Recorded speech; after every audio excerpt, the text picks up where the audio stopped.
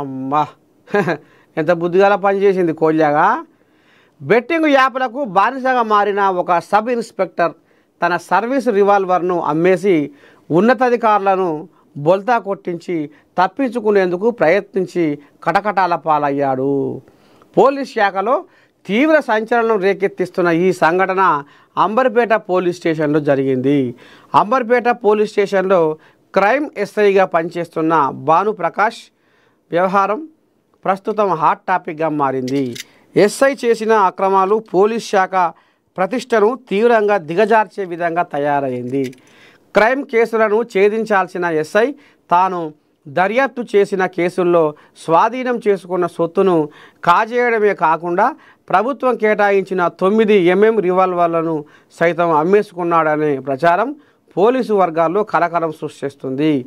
ఎస్ఐకి కేటాయించిన కీలకమైన సర్వీస్ పిస్తల్ కనిపించకుండా పోవడంపై పోలీసు ఉన్నతాధికారులు విషయాన్ని అత్యంత సీరియస్గా తీసుకున్నారు. ప్రస్తుతం భానుప్రకాష్ను అదుపులోకి తీసుకొని టాస్క్ ఫోర్స్ పోలీసులు విచారణ చేపట్టారు. ఏమన్నా లజ్జసిగ్గి ఉందా? ఏమంటారు చూడు, నాకేం మళ్ళీ వినం తప్పిన మాటలు వస్తాయి. బెట్టింగ్ యాప్లు బెట్టింగ్ యాప్లకు బానిసగా మారిన సబ్ ఇన్స్పెక్టర్ అంటే అవ్వ అత్తకు బుద్ధి చెప్పి, అది కోడలకు బుద్ధి చెప్పి అత్త ఏదో చేసినట్టు ఈయన సమాజానికి ఏం నేర్పించాల్సిన మనిషి. ఒక బాధ్యత గల ఒక పవిత్రమైన వృత్తిలో ఉండి, ఒక బాధ్యత గల పదవిలో ఉండి, కొలువులో ఉండి, ఇగో గిస వంటి సుఖం పూస శుద్ధం పూస ఏం పని చేసిండో చూడూరి. బెట్టింగ్ యాప్లకు బానిసగా మారిన ఒక సబ్ ఇన్స్పెక్టర్ తన సర్వీస్ రివాల్వర్ను అమ్మేసి ఉన్నతాధికారులను బొల్తా కొట్టించి తప్పించుకునేందుకు ప్రయత్నం చేసి కటకటాల పాలయ్యిండు ఈ మోతవరి. ఏమైనా లజ్జ సిగ్గి ఉందా ఈ మనిషికి?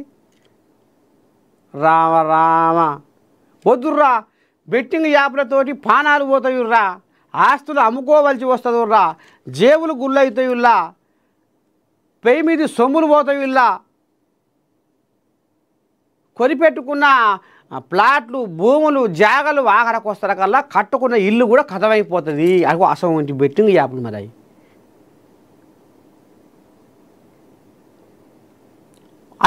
అట్లా చెప్పేది పోయి బుద్ధి సమాజానికి కొంతమంది ఆ బెట్టింగ్ యాప్లకు బానిసైన వాళ్ళకు బుద్ధి చెప్పేది పోయి ఈ బుద్ధిగాల్లోనే ఈ బెట్టింగ్ యాప్లకు బానిసైందంటే ఏమన్నా ఉందా అనులా?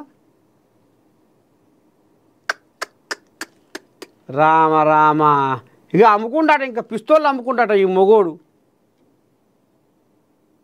అదే ఇక పిస్తోల్ కాదు, రేపు తను కూడా అమ్ముకునే కాడికి వచ్చింది కథ.